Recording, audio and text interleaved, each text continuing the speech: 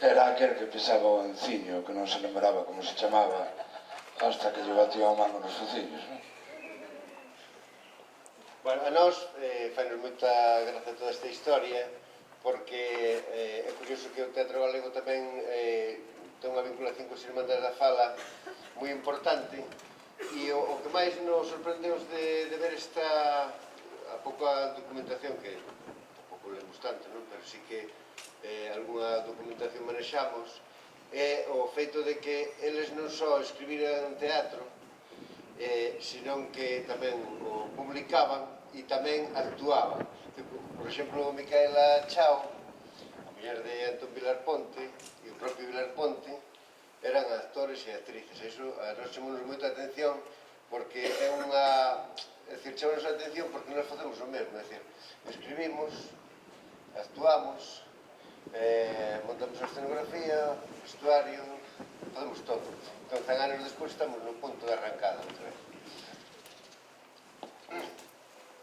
O teatro galego, merced ao labor das Irmandades, vai experimentar a partir de 1917 un salto cualitativo importante con respecto á súa precária situación no século anterior. Este salto afecta tanto ao número de obras e autores, que se incrementa notablemente, como sobre todo á calidade dos textos. A renovación, porén, non afectou tanto as postas en escena, fiéis en xeral ao costumismo e verismo decimonónicos, pese aos intentos actualizadores de escenógrafos como Camilo Díaz Baliño ou Castelao. O teatro foi considerado polas Irmandades, en verbos de Antón Vilar Ponte, como arma de máis eficacia para a propaganda lingüística e para a educación das masas, xa que, entre outras razóns, os efectos do libro que se lé son individuais. Os efectos da obra que se representa en público chegan polos ouvidos e os ollos a moitos corazóns simultaneamente. Deste xeito, o teatro, máis que nada, podría influir fondamente na propaganda do idioma propio. O teatro levaríanos a gañar moitas batallas no campo da lingüística, pero o teatro non é doado facelo xurdir na Galiza sin termos un cuadro de autores disposto a cultivalo de xeito periódico. E para soster este cuadro precisase diñeiro, e quen non podería doar? Os organismos oficiais, como as diputacións e os concellos, áchanse moi lonxe de sentir en semellante problema. O teatro en Galiza foi, nesta época, un fenómeno esencialmente urbano e, en menor medida, vilego.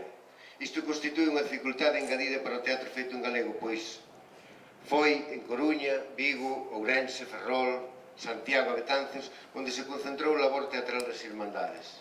Que acontecía entón no campo, onde moraban as masas galegofalantes? Mesmo nas cidades e vilas, os locais non debían ser moi axeitados, a xulgar polo expresivo nome que a xente daba ao teatro de Viveiro, o Caixón dos Ficos. Cuestión moi debatida na época foi a orientación estética que debía ter o noso teatro. Rafael Dieste sintetizaba así o punto de partida. Nós non temos aínda teatro en galego. O que hai, témolo que dicir aquí entre nós, querido Vilar Ponte, aunque nos xornais de Madrid se fala de outro xeito. O que hai é moi pouco. Ora, dentro desta situación de relativa penuria é posible distinguir dúas propostas estéticas diferentes e mesmo enfrontadas. A primeira, fiel aos xeitos e postulados do teatro decimonónico, costumista, está resumida nesta frase de Xesús Prado Lameiro. Non pode haber máis teatro netamente galego que o teatro do agro e o histórico. A outra postura manteñen os impulsores do Conservatorio Nacional de Arte Galega. Así, Vitoriano Taibo chama a combater o andazo pezoñento de tanto Esquirote de Monteira, Cirolas e Estadullo. Risco, pola súa banda, comenta: sería ben que os autores galegos lesen máis cousas estranxeiras. Temos dereito a exigir dos nosos autores que nos dean galeguismo, modernidade e emoción. A segunda condición é a da que se atopan máis faltosas as obras do teatro galego. Eugenio Carré finalmente consideraba necesario o cultivo dun tipo de teatro de tema e ambiente urbano, extenso e refinado, a imitación do cultivado en Cataluña, porque podería atraer ao grande público. Nesta mesma liña renovadora cabe mencionar as pezas de Amanda Santiña de Ramón Cabanillas é alén de Xaime Quintanilla, onde o idioma se libera dos clixés rusticistas. Tratábase de facer máis un teatro en galego, dignificador do idioma, no que latexasen todas as inquietudes modernas que é un teatro galego, dialectal e asimilado ao rusticismo e ao costumismo chocalleiro. En definitiva, máis que ir a un teatro galego de enxebrismo, coidamos que Galicia ten que ir a un teatro universal escrito no noso idioma. máis tarde, na década dos 30, xurdirán novas propostas para a superación do teatro costumista que seguía a dominar a escena galega. Orientaránse desta volta cara aos movimentos renovadores do teatro europeo, o teatro de arte ruso, Castelao, por exemplo, nos vellos non deben de enamorarse, o Otero Pedraio, o teatro simbolista a maneira de Metterling, Antón Risco, e finalmente o foldrama ao xeito de Gis, Sins e outros autores. E finalmente, aínda houbo pé para outra polémica máis no mundo teatral galego da época. Refírese á cuestión do tipo de galego que empregar. Xesús San Luís Romero, entre outros, considerou necesario o uso dun galego de sabor dialectal, fiel reflexo da fala popular.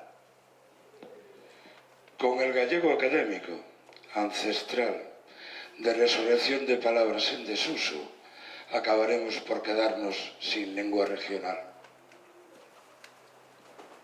Outros autores empeñáronse en cambio nun proceso de unificación do idioma, vertendo, por exemplo, obras do teatro universal, de Shakespeare, Aristófanes, Molière ou galego. Este esforzo de elaboración dun galego teatral culto aparellou, na opinión do contrariado Carré, un certo aportuguesamento da lingua.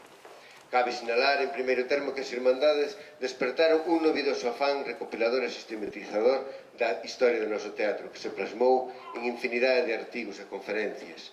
Carré, Villarponto, Federico Zamora. Interesante, aínda que frustrada, foi a proposta de Rodríguez Elías de crear un catálogo de teatro galego.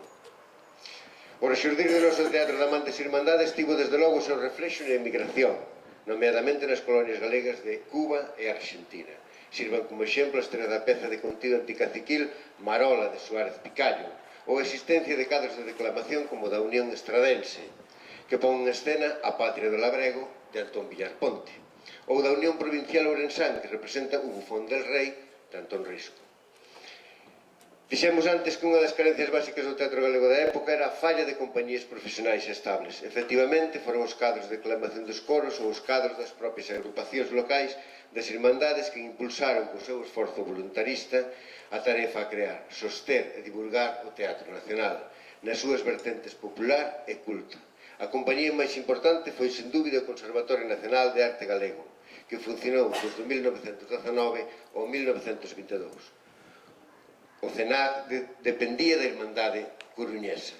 Estivo dirixido por Fernando Osorio e Antón Villarponte, que forneceu textos e traducións. Contou coa participación de actores aficionados como Víctor Casas ou as irmás Treixa e Micaela Chao. Moitas grazas.